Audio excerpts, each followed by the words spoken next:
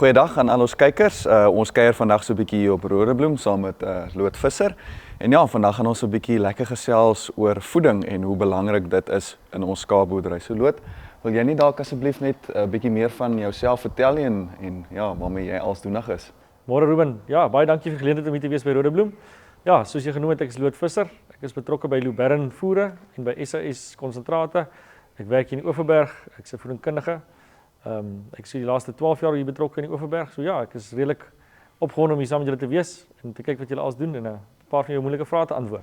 As mens nou kyk na skaapwinsgewendheid, dan is dit mos nou belangrik om te sien na jou oeye en laat seker te maak dat hulle kondisie reg is nou vir lamtyd en so aan. So kan jy dalk vir ons 'n bietjie uitbrei en net vir ons verduidelik wat is die belangrikheid van lakterende voeding wat jy moet gee vir jou oeye wat dan nou dragtig is? Ja, die belangrikste tydperk van voeding vir laatdragtige oeye is die laaste 4 weke van dragtigheid. Ons sien in daai tyd dat 75% van die fetusse se gewig word dan bygesit. So in die begin van dragtigheid is dit nie so vreeslik belangrik nie of is nie so groot behoefte nie. Ons moet maar sorg dat die oeye net op kondisie bly en 'n bietjie aangaan. Dit sorg vir hulle mineraalbehoeftes. Maar die laaste 4 weke is regtig wanneer die ooi se behoeftes begin toeneem. Dan moet ons definitief kyk na ekstra energie, ekstra proteïen en seker om te maak dat die mineraalvlakke is waar ons wil hê. Ja, dit is nou baie van die belangrike konsepte waar jy moet kyk, maar kyk jy na 'n ander tipe oogpunt as dit byvoorbeeld 'n enkeling is of 'n tweeling is? Waarna is die spesifieke goed wat jy kyk wat belangrik is in terme van voeding? Ruben, ja, die eenling is 'n relatief maklike ooi om te bestuur in die laaste gedeelte van dragtigheid. Daar is immers net een lam en die totale fetusgewig is relatief min. So mens moet net sorg dat die ooi op goeie kondisie bly en dan daai laaste gedeelte gee mens vir genoeg deurvloeiproteïen en 'n bietjie energie om die melkproduksie te stimuleer vir wanneer daai lammers gebore is om genoeg kolostrum te gee. Maar wanneer by 2 en 3ling oeye kom, dit is eintlik ons uitdaging. Ons sit nog met een met 'n klomp 'n plek vir die lammers opvat binne in die ooi, so ons sukkel baie keer om genoeg voedingsstowwe in te kry. En daai behoefte is definitief baie hoër as by 1ling lam.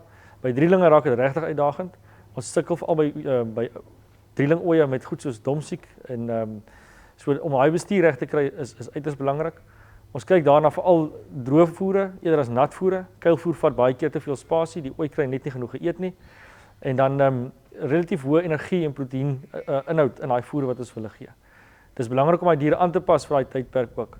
Mens kan nie 'n ooi vat wat van die veld af of van die land af kom en ewe skielik op 'n volvoer sit nie.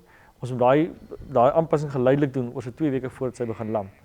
So as ons dan dit reg kry om daai ooi reg te voer, dan het ons definitief groter lammers by geboorte, wat beteken ons het beter lamoorlewing. En vir die res van daai lam wat gebore word se leeftyd, is dit 'n sterker lam wat vir jou meer lammers gee, 'n beter ooi vir jou meer geld in die sak bring. Loot, jy het nou spesifiek ook genoem oor die kolostrum of nou die biesmelk wat baie belangrik is.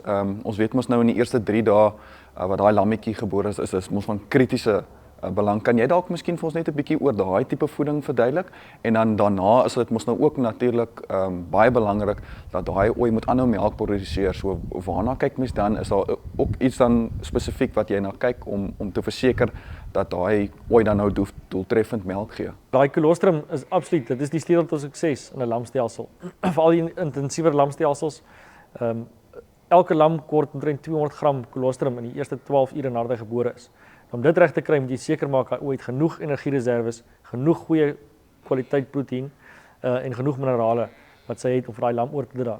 So as mens kyk na selenium is een van die kritiese voedingsstowwe wat ons moet gee en dan Vitamiene E. Dit help definitief vir ooi om baie vinniger te herstel. So wanneer die ooi nou eers gelam het, is haar inname gewoonlik baie laag. So sy eet nie baie vir daai tydperk oor lamming nie. Sodra die lammers wel uit is, na so 48 uur begin haar innames optel en die ooi begin dan meer en meer eet, wat vir ons gaan help om meer en meer melk te produseer. Maar vir daai eerste 48 uur na 72 uur toe is die kondisie van die ooi baie belangrik. Sy moet reserves op haar rug hê wat sy so 'n bietjie kan gebruik om deur te kom en die voer wat mens gee moet nog steeds energieryk wees. Die probleem is as sy te veel van daai vet van haar rug afhaal en dit omsit in melk, dan begin die probleme soos domsiek uitkom. Op 'n van die dag. Ja, so is baie belangrik om seker te maak jy het genoeg energie, genoeg proteïen om ooi te help. Net vir interessantheid, die literatuur wys vir ons dat ooi 38% van haar melk gee in die eerste 4 weke na sy gelam het, dan neem dit af na omtrent 30% toe en dan die laaste die van weke 8 tot 12 is dit maar 11%. So dit wys net hoe belangrik dit is om absoluut daai piek te slaan. Van daai eerste 4 weke moet jy reg slaan en as jy daai eerste 4 weke reg kry, dan groei die lammers beter, het sterker lammers wat deurkom. So absoluut, die voeding 4 weke voor lam en die voeding vir die volgende 4 weke nadat sy gelam het, dit is eintlik waar die boer se geld kan maak met oeye as dit by voeding kom. Loot, so ja, ons het nou gepraat oor die proteïen en die energie wat nou baie belangrik is en dat dit nou op 'n regte vlak moet wees tydens dragtigheid van die ooi.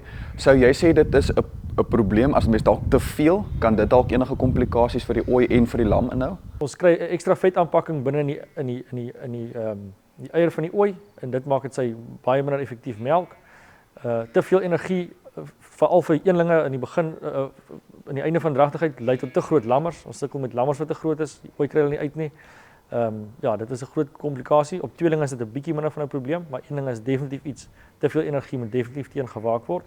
En dan 'n ooi wat oorvet is. Ons wil ideale ooi so tussen 3 en 4 liggaamskondisietelling hê. As hy van 4 na 5 toe begin gaan, wat uit en uit daar gebeur is daai ooi melk van haar rug af, daar kom te veel vet in die lewer. Op 'n einde van die dag dan kry ons domsiek waar daar plaasvind. So dit wil ons definitief probeer vermy sover as moontlik. Ja, Loot, baie dankie. Ek het beslis vandag lekker baie geleer en ek is seker daarvan ons kykers het ook baie geleer by jou vandag. So baie dankie dat jy ons kom besoek het op Rodebloem en ja, aan al ons kykers baie dankie dat julle ingeskakel is en wees op die uitkyk vir ons volgende episode. Totsiens.